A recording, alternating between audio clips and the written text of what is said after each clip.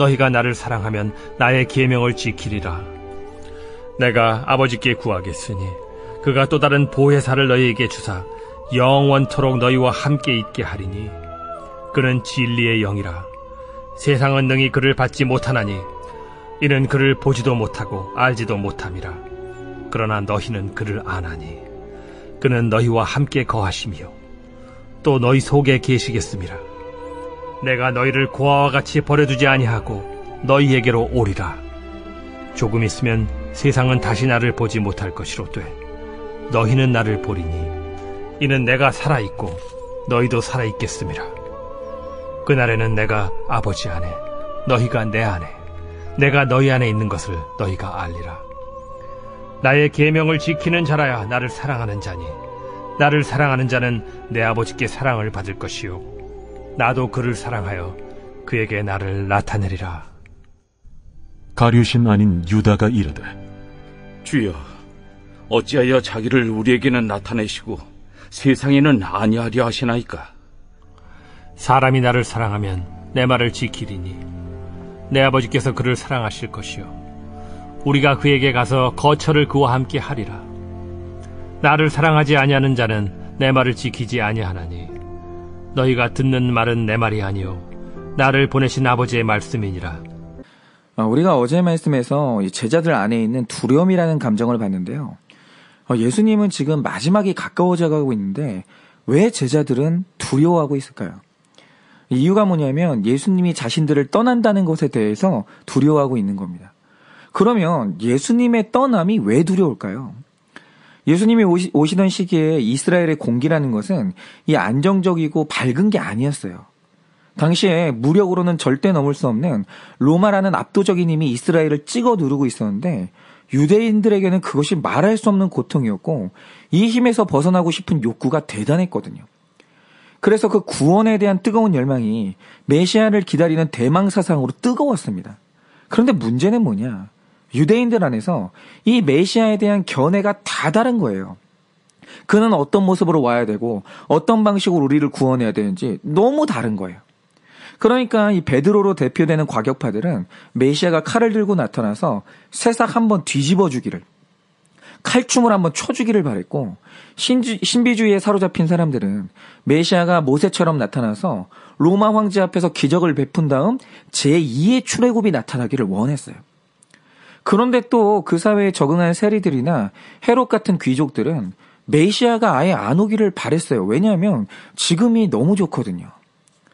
그러니까 이 당시 이스라엘 사회를 보면 분열도 이런 분열이 없었고요. 혼란도 이런 혼란이 없었어요. 이 모습은 흡사 부모 없이 떠돌아다니는 고아랑 똑같은 모습이었습니다. 어디로 가긴 가야 될 것 같은데 나를 잡아서 끌고 가줄 아버지 같은 메시아가 없는 거예요. 그 방황이 얼마나 외롭고 고통스러운지 여러분 이스라엘 백성들은 이것 때문에 너무 힘들었어요. 그런데 그런 와중에 제자들이 드디어 내 인생 걸고 따라갈 만한 지도자를 만난 거예요. 여러분 이 기쁨이 얼마나 큰지 아십니까? 방황이 끝난 거예요. 그래서 제자들이 예수님을 따라다닐 때 누가 나를 이끌어준다는 이 사실에 대해서 대단히 안정감을 느꼈고 아주 행복했습니다. 그런데 이 마지막 다락방 모임에서 갑자기 예수님이 선언하시는 천천병력이 뭔가 이제 나는 너를 떠난다는 거예요. 그러니까 그 말을 들은 제자들의 당혹감이나 불안함은 말로 못하는 겁니다. 더 정확히 말하자면 나는 이제 다시 부모 잃은 고아가 되는 것인가. 그 고통스러운 방황을 또 시작해야 되나. 이 두려움이 몰려왔던 겁니다. 그런데 그런 제자들을 향해서 오늘 예수님이 하시는 말씀이 뭡니까? 걱정하지 마. 내가 사라지더라도 하늘 아버지께서 또 다른 보혜사, 너희를 적극적으로 후원하고 돕는 분을 보내서 이제는 그분들이 너를 이끌어줄 거야. 걱정하지 마. 이렇게 말씀하시는 거예요. 그런데 예수님이 보혜사에 대해서 말씀하시는데 가만히 들어보니까 이 내용이 이상해요. 왜냐? 이 땅에서 성령 하나님을 가장 선명하게 소개하신 분이 예수님이신데 왜 예수님의 성령 소개가 중요한지 아십니까? 구약에서는 성령님을 예수님처럼 표현한 적이 없었거든요. 예를 들어서 구약이 말하는 성령, 즉 푸뉴마의 개념이 뭐냐면 우리 언어는 사람들의 성을 표현할 때 남성, 여성 둘밖에 없잖아요. 그런데 히브리인들은 남성, 여성 외에 중성이라는 또 하나의 표현이 있어요. 그런데 구약에서 채택하는 성령님의 성은 언제나 중성이었다는 거죠. 이 말 뜻이 뭐냐면 구약에서 느끼는 성령님은 너무나 희미한 분이고 안개에 휩싸인 분이었다는 거예요. 정체가 모호한 거예요. 그런데 신약에 와서 예수님이 성령님을 다시 언급하시는데 성령님을 그것이 아니라 그분으로, 이분이 인격적이고 살아있는 하나님으로 정확히 표현하더니 또 늘 중성으로 표현했던 성령님을 남성형, 영어로 표현하면 히로, 정확히 표현하기 시작하는 거예요. 그래서 이 말을 처음 들었을 때 제자들이 생각했던 보혜사가 어땠냐? 예수님이 가시고 난 자리에 예수님 같은 또 다른 선지자가 오나 보다, 이런 생각을 했다는 거죠. 그런데 오늘 말씀에서 드러나는 또 다른 성령님의 정체가 뭡니까? 만약 이 보혜사가 예수님처럼 육신을 입고 오는 또 다른 남자 사람이었다면 이 표현할 때 뭐라고 표현해야 되냐면 그분이 너희들 곁에 있을 거다, 함께 있을 거다, 이렇게 해야 돼요. 그런데 분명히 성령님을 인격적인 한 명의 남자로 표현하면서 이제 오실 보혜사를 17절 말씀처럼 뭐라고 하냐? 그분이 너희 옆에 있는 분이 아니라 너희 속으로 들어오신다는 거예요.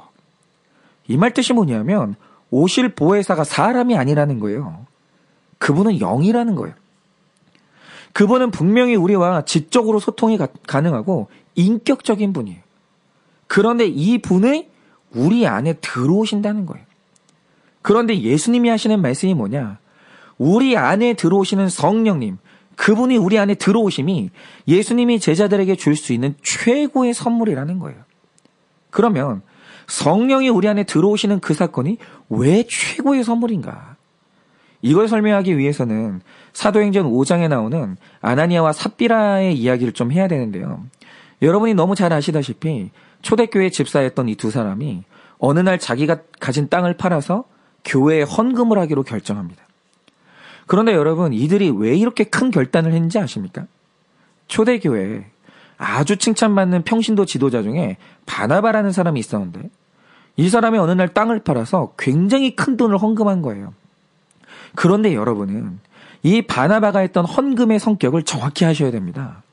여러분, 왜냐하면 바나바가 땅을 가지고 있었고 그 돈을 헌금했다는 것 자체가 바나바한테 정말 이상한 일이거든요. 왜요? 원래 바나바는 레위 족속이에요. 그런데 구약시대부터 하나님이 레위인에게 내린 법이 뭡니까? 레위인은 자기 땅을 소유할 수가 없어요. 원래 레위인은 각 지파에 흩어져 살면서 그 땅의 족속들을 섬기게 부름받았고 그 족속의 사람들이 주는 이 예물로 그렇게 살아가도록 부름받은 거예요. 그런데 그런 레위인인 바나바가 땅을 소유하고 있는 거예요. 그리고 이전까지 사람들 중에 바나바가 땅 가지고 있다는 걸 아는 사람이 아무도 없었어요. 그러면 이 말 뜻이 뭐겠습니까? 바나바의 이 땅은 레위인이라면 가지고 있으면 안 되는 불법적인 땅이었던 거예요. 그런데 이걸 그동안 바나바가 숨기고 살았던 거예요.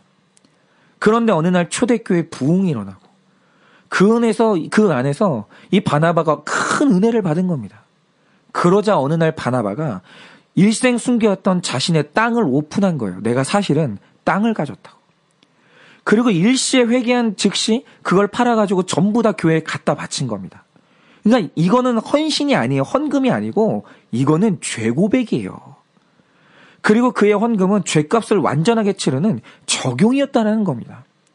그런데 이 당시 초대교회가 대단한 이유가 뭐냐면 레위인인 바나바가 땅을 소유했다고 오픈했을 때 그 회개를 비난하지 않았어요. 아니 어떻게 레위인이 땅을 소유해? 이러지 않고 그의 분수령적인 회개에 대해서 높이 평가하고 완전히 회개하는 그를 우리 교회의 지도자로 올렸다라는 거예요.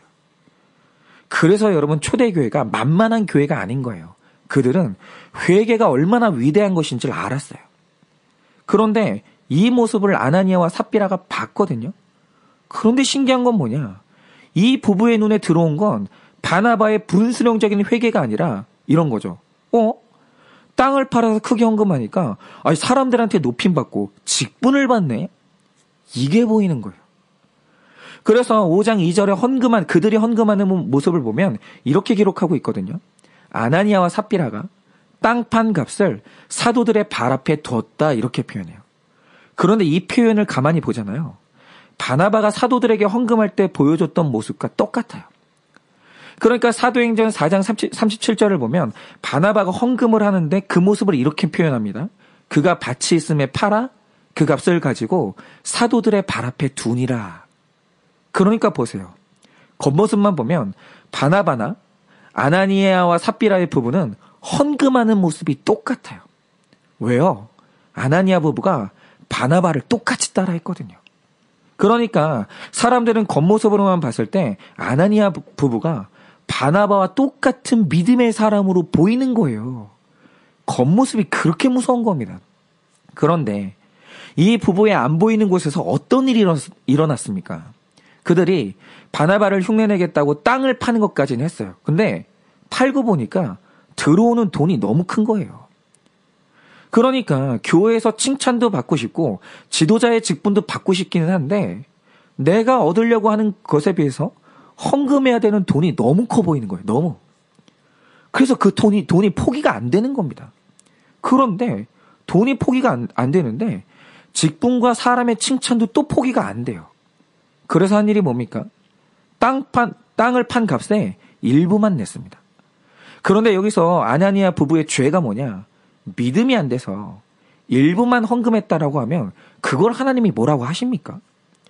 만약 일부만 헌금하면서 제가 이거밖에 못했습니다. 솔직히 말했으면 그거 긍휼히 여기셨을 거예요. 문제 안 됩니다. 그런데 이들의 문제는 뭐냐? 일부를 바치면서 전부 바쳤다고 거짓말하고 교회 직분을 거짓말로 강탈하려고 한 거예요. 그러니까 나는 돈도 갖고 교회 직분도 갖겠다는 완전한 야망밖에 없는 거예요. 지금 이 돈에는 순수성이라는 게 전혀 없는 겁니다.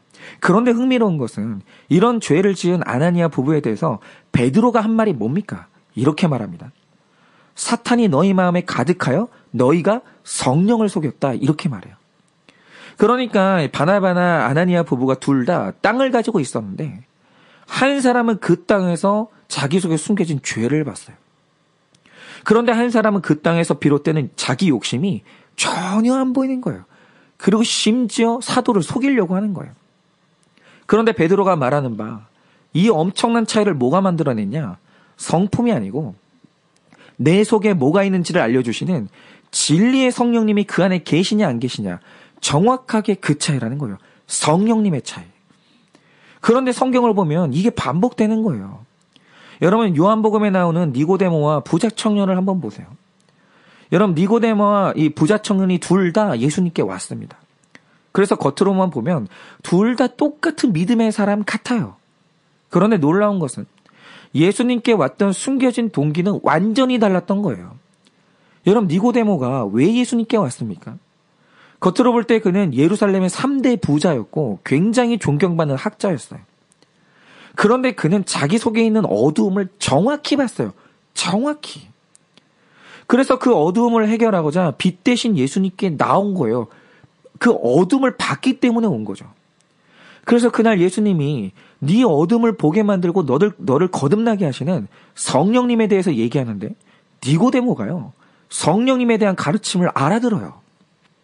그러니까 그 안에 성령님이 계셨던 겁니다. 그런데 오늘 이 부자 청년이 나왔던 이유가 뭔지 아십니까? 사람들이 예수님을 따르니까 사람들이 많은 곳에 일부러 찾아와요. 그리고 회개하는 척하면서 자기가 얼마나 율법을 잘 지키는지 자랑하는 거예요. 은근하게. 그런데 거기서 드러난 치명적인 문제가 뭐였습니까? 자기 속에 그 교만과 돈에 대한 탐심이 가득한데 부자 청년은 이게 하나도 안 보여요. 이게. 그 사람의 눈에 보이는 유일한 게 뭐냐? 계명을 지키고 살아온 대단한 나만 보이고 그 의로움을 예수님께 인정받아 크게 칭찬받고 싶다. 이 거짓과 위선밖에는 없는 거예요. 그러니까 누구라도 내 안으로 성령님이 들어오시지 않으면 자기 속에 숨겨진 은밀한 죄를 못 봐요. 그건 성령님이 보여주셔야 되는 거예요. 내 안에 들어오셔서. 그러면 구원으로 가는 길도 찾을 수가 없는 거예요. 성령님이 안 계신 사람은요. 그냥 죄 가운데서 고아처럼 방황하다가 지옥에 가는 거예요. 그런데 한 사람 안에 성령님이 그 안으로 들어오셨다. 그 다음부터 성령님은 그 사람이 죄 가운데서 고아처럼 방황하고 무지하게 사는 것을 놔두지 않아요. 그 안에 성령님이 들어온 사람은 반드시 숨겨진 죄를 성령님이 말해주게 되어 있고 보이게 되어 있어요.